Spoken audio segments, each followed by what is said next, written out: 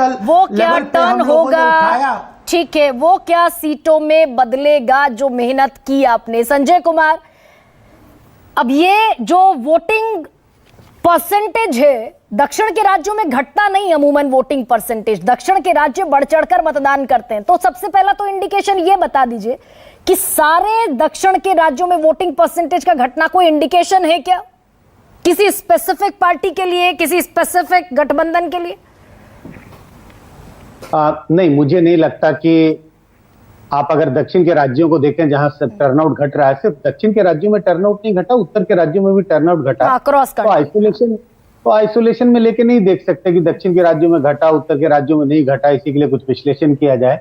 अमूमन मुझे लगता है कि 2019 का चुनाव का बेंचमार्क बहुत ऊपर था, 68% टर्नआउट हुआ था और कई राज्यों में बहुत ज्यादा टर्नआउट था। उस बेंचमार्क के हिसाब से अगर हम देख रहे हैं तो ऐसे राज्य हैं जहां पर कि टर्नआउट घट रहा है और भी घटता हुआ दिखाई पड़ा है। कई तरह के विश्लेषण करने की कोशिश की गई, लेकिन मुझे नहीं लगता कि कोई सटीक एक आकलन पे पहुंच पाएंगे आप कि, क्योंकि दो ही बात होती है कि क्या ये प्रो इनकम्बेंसी का सूचक है, एंटी इनकम्बेंसी का सूचक है, किसी का सूचक नहीं है, क्योंकि बहुत मिक्स्ड है।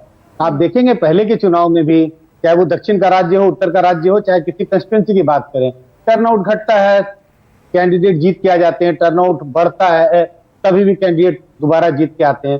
तो गरिमा जी, मैं ये गिरते हुए टर्नआउट जो दक्षिण के जो सारे राज्य हैं जहां चुनाव संपन्न हो गया, उससे कोई निष्कर्ष निकालने की स्थिति में नहीं हूं और मैं निकालने की कोशिश भी नहीं कर। लेकिन ये जो एक स्टेटमेंट है, बड़ा स्ट्रॉन्ग स्टेटमेंट है देश के गृह मंत्री का कि 24 के बाद उत्तर और दक्षिण के बीच की बहस खत्म हो जाएगी। क्या बदलेगा इन 7 राज्यों में बीजेपी के लिहाज से अगर मैं बात करूं, और मैंने आंकड़ा गिनाया, आंध्र 0, तमिलनाडु 0, केरला 0, पुडुचेरी 0, लक्षद्वीप 0, तेलंगाना में सरकार नहीं है, कर्नाटक में थी, कर्नाटक में भी सरकार नहीं है।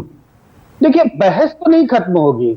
अभी हम किस बात की बहस कर रहे हैं? हमारी बहस इसी बात की हो रही है कि दक्षिण के राज्यों में बीजेपी का जनाधार बहुत कम है। आपने जिन राज्यों का जिक्र किया, 0-0-0-0 कई राज्यों का जिक्र किया। इस बार 2024 के चुनाव में इस बात की चर्चा हो रही है कि क्या बीजेपी अपनी पैर जो अपना जनाधार है दक्षिण के राज्यों में पसार पाएगी, क्या बीजेपी इन राज्यों में सीटें जीत पाएगी। मान लीजिए जीत भी जाए तो भी चर्चा जारी रहेगी कि बीजेपी ने ऐसा क्या कमाल दिखाया दक्षिण के राज्यों में जहां वो जीत हासिल की। मान लीजिए बीजेपी सफल नहीं होती, तभी चर्चा जारी रहेगी कि आखिर बीजेपी ने इतना प्रयास किया, तमिलनाडु में, केरल में प्रधानमंत्री के दौरे पे दौरे होते रहे, इसके बावजूद बीजेपी अच्छा प्रदर्शन नहीं कर पाई, तो चर्चा तो जारी रहेगी। मैं नहीं मानता कि चर्चा समाप्त हो जाएगी। चर्चा जारी रहेगी ऐसे में। हाँ, बीच में एक सवाल पूछ लेता हूं संजय जी, आम आदमी के लिए, सुकेश बोल रहा हूं, आम आदमी के लिए अगर आप ऐसा बताएं, 130 सीटों में 29 बीजेपी ने जीता है 2019 में, आपको क्या लगता है, आपका असेसमेंट क्या है? अब जबकि चुनाव खत्म हो गए 130 में, तो कांग्रेस साउथ से एक बिल्डअप साउथ से करने की कोशिश कर रही है और पेनिट्रेशन जो है बीजेपी करना चाहती है फर्दर, कर्नाटक से आगे जाकर डाउन साउथ वो जाना चाहती है। क्या आपको लगता है कि वो अपनी टैली बढ़ाने में कामयाब होंगे इस बार? देखिए, 2 नजरिया है देखने का सुकेश जी।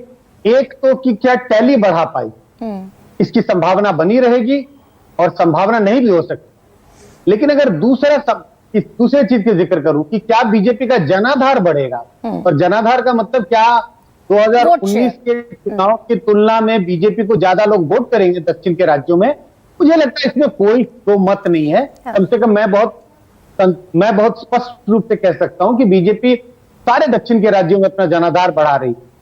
अब सवाल है कि क्या वो जनाधार उनको सीटों में परिवर्तित करता है या नहीं करता है, ये देखने की बात है। कहने का मतलब है कि अगर कोई विद्यार्थी इतना कमजोर है किसी क्लास की कि उसको 20-30% मार्क्स आते हैं और वो बहुत मेहनत करता है और 38 पे पहुंच जाता है, लेकिन फिर भी पास नहीं कर पाता क्योंकि पासिंग मार्क्स 40% है। हाँ, और संजय जी, ये बड़ा महत्वपूर्ण सवाल है कि ये बढ़ता हुआ वोटिंग परसेंटेज सीटों में कन्वर्ट होगा क्या? अनुषा